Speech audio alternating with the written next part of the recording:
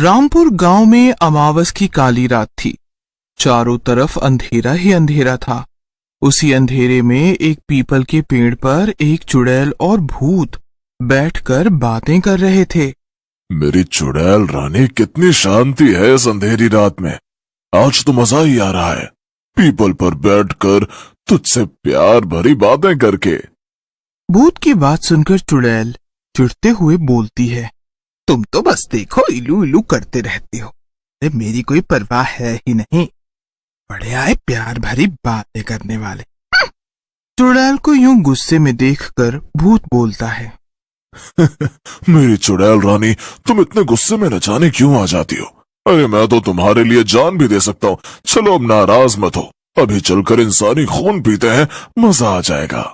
भूत की बात सुनकर चुड़ैल बोलती है, अरे रहने दो जी, बस जब भी कुछ बोलो इंसानी खून पीने की बात सुनकर टाल देते हो। अरे कुछ रोमांटिक सा करो तो मजा आए। इंसानी खून तो कोई भी भूत ले आता है, तुम्हारी क्या जरूरत है मुझे। चुड़ैल की बात सुनकर भूत बोलता है, अरे मेरी चुड़ैल रानी, तुम एक बार बोलो तो सही, मैं पूरे गांव को उठा कर लाऊं, खून की नदियां बहा दूं। बोलो क्या चाहिए। लगे फेंकने। अरे रहने दो, तुमसे ना हो पाएगा। लेकिन भूत के बार बार कहने पर चुड़ैल उसे बता ही देती है, मैंने कल ही गांव के एक लड़के को लड़की से कहते हुए सुना था कि वो उस लड़की के लिए चांद तोड़ कर लाएगा। अब मुझे वही चांद चाहिए। बस उस लड़की से पहले बोलो क्या कर सकते हो, या फिर बड़ी बड़ी बातें ही करनी आती है तुम्हें। अरे मेरी चुड़ैल रानी, तेरे लिए तो मैं सीने पर गोली खाकर मरा था। ये तो चांद तारे क्या चीज है। अब तो रुक, मैं अब जब तक चांद तोड़कर नहीं लाता तब तक मैं तुझसे नहीं मिलूंगा। ऐसा कहकर भूत वहां से चला जाता है। चुड़ैल भूत के जाने के बाद सोच में पड़ जाती है और बोलती है, अरे ये मैंने क्या कह दिया। अब मेरे भूत का क्या होगा। कहीं ये पागल सच में चांद तोड़ने के चक्कर में न पड़ जाए। लेकिन अभी तो ये चला गया, इसे कहाँ ढूंढूं।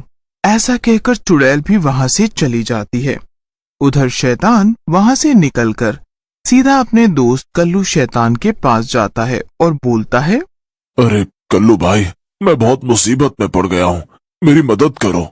क्या हुआ मेरे गोरे शैतान, तू यूं क्यों घबरा रहा है। क्या हुआ, ऐसा क्यों घबरा रहा है जैसे तेरे पीछे कोई तांत्रिक पड़ गया हो। अरे भाई, मैं तेरे पास मदद को आया हूँ और तू मेरा मजाक बना रहा है। अरे मैंने अपनी चुड़ैल रानी को चांद तोड़कर लाने का वादा किया है, अब तू ही बता मैं क्या करूं। तेरा दिमाग तो सही जगह पर है ना गोरे। तुझे पता है वो चांद है, कोई आम का फल नहीं जो तोड़ कर ले आए। चांद तोड़ कर लाएंगे। कल्लू को यूं हंसते देख गोरा शैतान नाराज हो जाता है और वहां से जाने लगता है और जाते जाते कहता है, तेरे पास मेरे भाई मैं मदद के लिए आया था, लेकिन लगता तू मेरी मदद नहीं कर पाएगा। इसीलिए मैं अब ये काम अकेले ही करूंगा, क्योंकि मैं अपनी चुड़ैल को वादा करके आया हूँ। ऐसा कहकर गोरा शैतान वहां से चला जाता है और एक जंगल में जाकर अकेले बैठ जाता है। अब मैं क्या करूं चुड़ैल रानी, कल्लू शैतान के आगे बड़ी बड़ी हाक कर आ गया हूं, लेकिन अब इस चांद को चुराऊं कैसे। तभी गोरे शैतान की नजर एक चमगादड़ पर पड़ती है।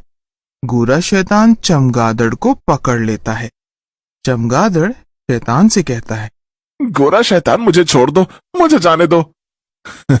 देख चमगादड़, मैं तुझे जिंदा छोड़ सकता हूँ, लेकिन मेरी एक शर्त है। मुझे आपकी हर शर्त मंजूर है, लेकिन मुझे जिंदा जाने दो। घर पर मेरी पत्नी फूल कुमारी मेरा इंतजार कर रही होगी। तूने बिना सुने इस शर्त के लिए हाँ कर दी है। चल मैं अब तुझे बताता हूँ। फिर शैतान चमगादड़ को अपनी पूरी योजना बताता है। ठीक है शैतान, मैं आपकी मदद करूंगा, लेकिन इसके बाद आपको मुझे जाने देना होगा। फिर शैतान चमगादड़ की पूंछ में एक रस्सी बांध देता है और उसे चांद की ओर उड़ने चमगादड़ चांद की ओर उड़ने लगता है। आहा, शाबाश मेरे चमगादड़, बस तू एक बार चांद तक पहुंच जा। मजा आ जाएगा।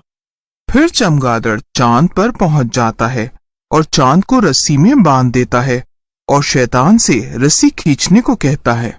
फिर चमगादड़ वहां से उड़ जाता है और शैतान रस्सी को खींचने लगता है।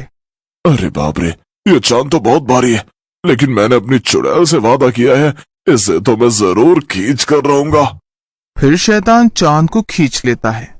जैसे ही चांद आसमान से हटता है, चारों तरफ अंधेरा ही अंधेरा हो जाता है। चुड़ैल एक पेड़ पर बैठी होती है। अरे, ये एकदम से चारों तरफ अंधेरा कैसे फैल गया? अब क्या होगा? ये चांद कहाँ गया? तभी गोरा शैतान वहां आ जाता है। उसने चांद को पकड़ा होता है।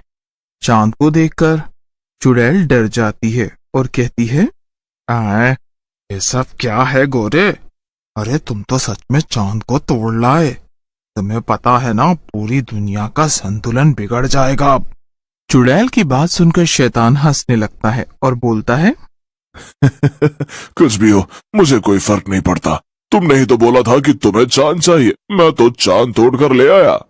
ठीक है, लेकिन अब मैं तुमसे कह रही हूँ, जैसे इसे लाए हो वैसे ही इसे वापस रख कर जाओ, नहीं तो सारी दुनिया तुम्हारी दुश्मन बन जाएगी। मुझे किसी से कोई फर्क नहीं पड़ता। वैसे भी मुझे नहीं पता इस चांद को जोड़ना कैसे, अब जो होगा देखा जाएगा। उधर चांद की चोरी की खबर पूरी दुनिया में फैल जाती है और दुनिया भर में लोग चांद को ढूंढने लगते हैं। गांव वाले भी चांद को ढूंढने लगते हैं। हरिया नाम का गांव वाला लालू नाम के गांव वाले से बोलता है, अब भैया ये दुनिया रहने के काबिल नहीं रह गई है। बताओ, लोग चांद ही चुराए जा रहे हैं। अब बताओ लोग क्या करेंगे?